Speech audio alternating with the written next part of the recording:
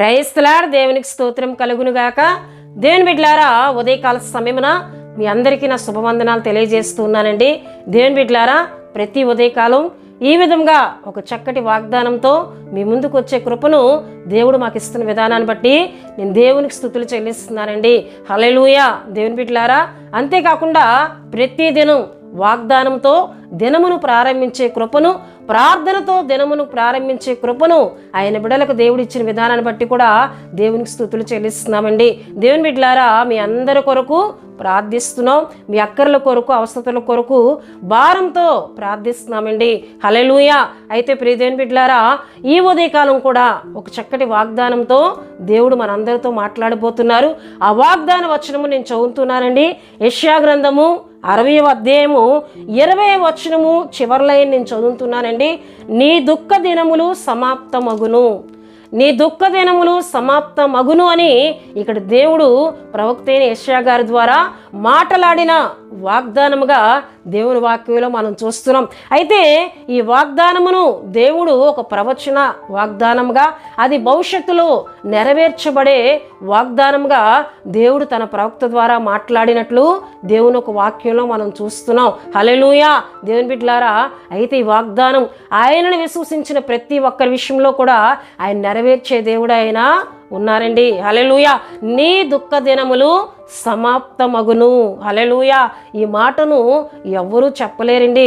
దేవుడు ఒక్కడే మన దుఃఖమును తీసివేసే దేవుడు, మనకున్న దుఃఖములను సమాప్తము చేసే దేవుడై ఆయన ఉన్నారండి. హల్లెలూయా. నీ దుఃఖమునకు ప్రతిగా సంతోషమిస్తానని, నీ విచారములను కొట్టివేసి ఆనందము నీ కలుగు చేస్తానని ఇర్మియా గ్రంథం 31:13 మనం చూస్తున్నాం. హల్లెలూయా. మన దుఃఖమునకు ప్రతిగా సంతోషమిచ్చి మన దుఃఖమును సమాప్తము చేసే దేవుడు, మన విచారములను సమస్తము చేసే దేవుడు మనం ఆరాధిస్తున్న యేసుక్రీస్తు ప్రభువారే ఉన్నారండి. హల్లెలూయా. అయితే ప్రియ దేవుని బిడ్డలారా, మన దుఃఖ దినములను సమాప్తము చేసే దేవుడు దేవుని వాక్యంలో మనం చూసినట్లయితే, దేవుని బిడ్డలారా, నాయను అని ఒక ప్రాంతంలో ఒక విధవరాండ్లకి ఒకే ఒక కుమారుడు ఉన్నాడు. ఆమెకు భర్త చనిపోయాడు. ఉన్న ఒక్కగాని ఒక కుమారుడు కూడా చనిపోయాడు. దేవుని బిడ్డలారా, ఆ చనిపోయిన కుమారుణ్ణి సమాధి చేటు కొరకు తీసుకొని వెళ్తున్నప్పుడు ఆ తల్లి చాలా దుఃఖిస్తూ ఉంది. ఆ తల్లి ఇంకా సమస్తము ఆమె జీవితంలో కోల్పోయింది.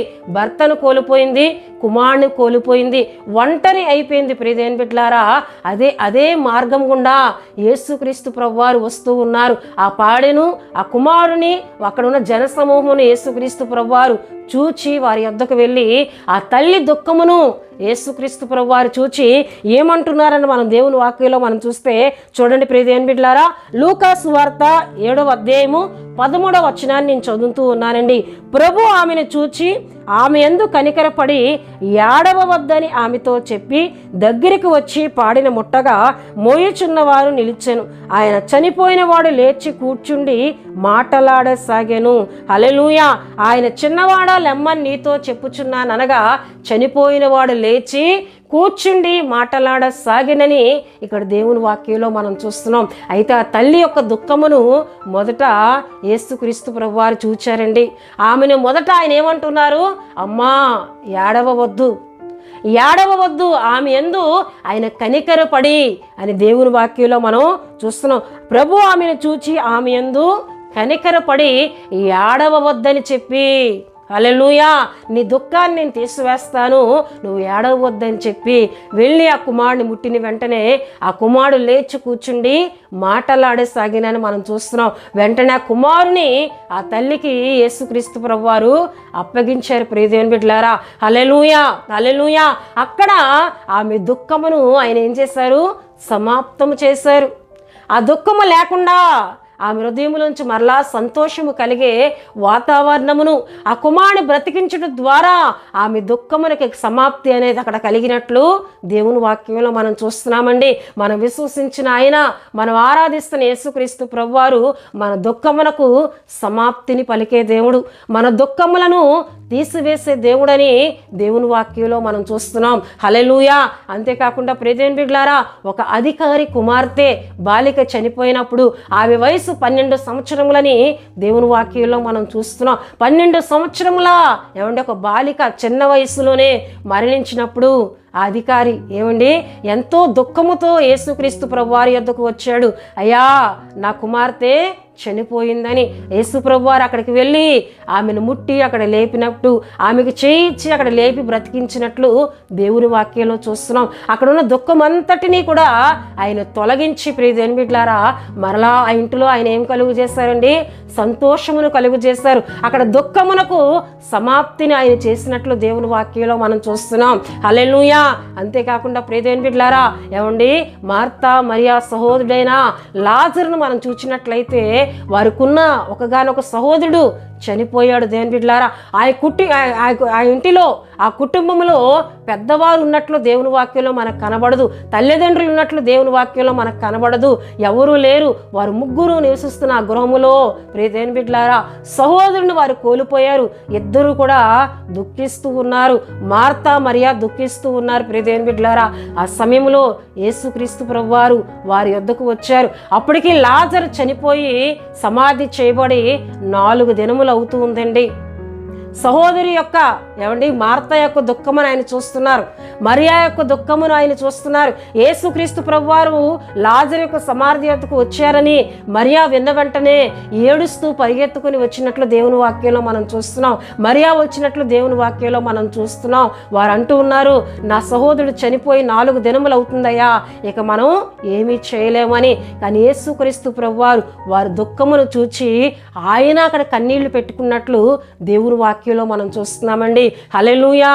నీవు దుఃఖిస్తూ ఉంటే నిన్ను చూచి సంతోషించే దేవుడు కాదైనా. నువ్వు బాధలో వేదనలో శోధనలో కృంగిపోయే స్థితిలో ఉంటే నిన్ను చూచి ఏమండి ముఖము తిప్పుకునే దేవుడు కాదాయన. నిన్ను చూచి ఆయన కూడా హృదయములో దుఃఖపడుతూ హృదయములో మూలుగుచూ ప్రియదేని బిడ్డలారా సమాధి యొద్దకు వెళ్ళి లాజరు బయటకు రమ్మని పిలిచినప్పుడు లాజరు బయటికి వచ్చాడు. సజీవుడిగా బయటకు వచ్చాడు. ప్రియదేని బిడ్డలారా ఆ కుమారుని మార్తా మరియాకు ఆయన అప్పగించినప్పుడు అక్కడ వారికి ఉన్న దుఃఖం ఏమైందండి? సమాప్తి చేయబడింది. హల్లెలూయా. హల్లెలూయా.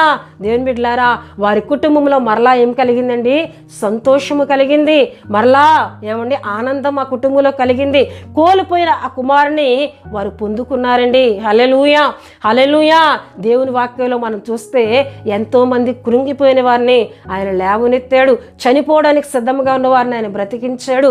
రక్తస్రావం గల స్త్రీ దేవుని బిడ్డలారా 12 సంవత్సరముల నుండి ఎంతో వేదన ఆమె అనిపిస్తుంది. ఎంతో వేదన ఆమె భరిస్తూ ఉంది. ఆయన యొద్దకు వచ్చింది. ఆయన యందు విశ్వాసం ఉంచినప్పుడు ఆయన వస్త్రపు చెంగు ముట్టినప్పుడు ఆమె రక్తధార కట్టినని దేవుని వాక్యంలో చూస్తున్నాం. అన్ని దినములు బట్టి 12 సంవత్సరములు దుఃఖము అనుభవించింది, వేదన అనుభవించింది, నెమ్మది లేదు ఆమె జీవితంలో. ఎప్పుడైతే ఆయన యందు విశ్వాసం ఉంచి ఆయన యొద్దకు వచ్చిందో ఆ దినమే ఆమె దుఃఖమునకు సమాప్తి, ఆమెకున్న అనారోగ్యములకు సమాప్తి కలిగినట్లు దేవుని వాక్యంలో మనం చూస్తున్నాం. హల్లెలూయా. దేవుని బిడ్డలారా ఉదయకాల సమయంలో దేవుడు మాట్లాడుతూ ఉన్నారు, నీ దుఃఖ దినములు సమాప్తమగును. ఈ వాక్యం వింటున్నా, ఈ వాగ్దానం వింటున్నా నీ కుటుంబంలో నీ దగ్గర నీ విషయంలో ఎటువంటి దుఃఖకరమైన సంఘటనలు నువ్వు ఎదుర్కొంటున్నావు? ఎటువంటి శ్రమను నువ్వు ఎదుర్కొంటున్నావు? ఎటువంటి శోధనలో నీవు ఉన్నావు? ఎటువంటి దీర్ఘకాల వ్యాధిని నువ్వు అనుభవిస్తూ ఉన్నా? దుఃఖము నీ కుటుంబాన్ని వెంటాడుతూ ఉన్నా? కన్నీరేని కుటుంబంలో మిగులుతూ ఉన్నా దేవుడు ఉదయకాలం మాట్లాడుతున్నారు, ఈ దినము నుండి నీ దుఃఖ దినములు సమాప్తమగును. ఈ వాగ్దానాన్ని విశ్వసించు. నీ దుఃఖమును నేను తీసివేయబోతున్నాను. నీ దుఃఖమునకు ప్రతిగా నేను సంతోషమిస్తానని, నీ విచారం నేను కొట్టివేస్తానని, నీకు ఆనందమును కలుగు చేస్తానని, నీ దుఃఖ దినములకు నీ దుఃఖమునకు నేను సమాప్తి పలకబోతున్నానని దేవుడు మాట్లాడుతూ ఉన్నారు. యేసుక్రీస్తు ప్రభువారు మాట్లాడుతున్నారు. మరి వాగ్దానాన్ని విశ్వసిద్దామా? ఈ వాగ్దానం విశ్వసించడం ద్వారా, ఈ వాగ్దానం నమ్ముట ద్వారా ఈ యొక్క దుఃఖమునకు సమాప్తిని ఆయన కలుగు చేసే దేవుడై ఉన్నారు. నువ్వు విశ్వసించగలిగితే నీ దుఃఖమునకు సమాప్తి కలుగుతుంది. లేదు నా దుఃఖం ఎప్పుడు ఇలాగే ఉంటుంది, విచారములతో నా కుటుంబం ఉంటుంది, నాకు నెమ్మది లేదు, నా పరిస్థితులు ఇంతే అని నీవు అలా కాలాన్ని గడిపే కొలది అవి నేను వెంటాడుతూనే ఉంటాయి. ఆ దుఃఖము నుండి నువ్వు ఎక్కడికి వెళ్ళినా విడుదల పొందుకోలేవు. దేవుని బిడ్డ యేసుక్రీస్తు ప్రభువారు ఒక్కరే నీ దుఃఖమునకు సమాప్తిని ఆయన పలకగలరు. యేసుక్రీస్తు ప్రభువారు ఒక్కరే నీ నీ దుఃఖమునకు ప్రతిగా సంతోషం ఇవ్వగలరు. లాజర్ను బ్రతికించిన దేవుడు, 12 సంవత్సరముల బాలికను బ్రతికించిన దేవుడు, నాయను విధవరాలు కుమారుని బ్రతికించి వీరు 3 కుటుంబాల్లో కూడా దుఃఖాన్ని సమాప్తి చేసిన దేవుడు నీ విషయంలో కూడా ఆయన చేయగలడని నీవు నమ్మి ఈ వాగ్దానాన్ని విశ్వసించగలిగితే నీ పట్ల గొప్ప కార్యాలు చేయడానికి ఆయన ఇష్టపడుతున్నారు. దేవుని బిడ్డలారా, ఈ వాగ్దానం నేను ముగిస్తూ ఉన్నాను. ఈ వాగ్దానంను నమ్ముదాం, ఈ వాగ్దానంను విశ్వసిద్దాం. నా దుఃఖమును తీసివేసే ప్రభువా, నా శ్రమను నా కన్నీటిని తీసి నా కుటుంబంలో సంతోషమును కలుగు చేయని నువ్వు ప్రార్థించగలిగితే ఉదయకాలం నీ పట్ల ఆయన గొప్ప కార్యాలు చేసి నీ దుఃఖమును తీయడానికి ఆయన సిద్ధంగా ఉన్నారు గనక ఈ మాటలు నమ్మి విశ్వసించి ఈ వాగ్దానములను ప్రతి దీవెన ఆశీర్వాదం పొందుకుందాం. దేవుడు ఈ పరిశుద్ధ వాగ్దానమును దీవించునుగాక. ఆమేన్. దేవుని బిడ్డలారా, ఈ వాగ్దానం విన్న మీ అందరి కొరకు నేను ప్రార్థిస్తున్నాను.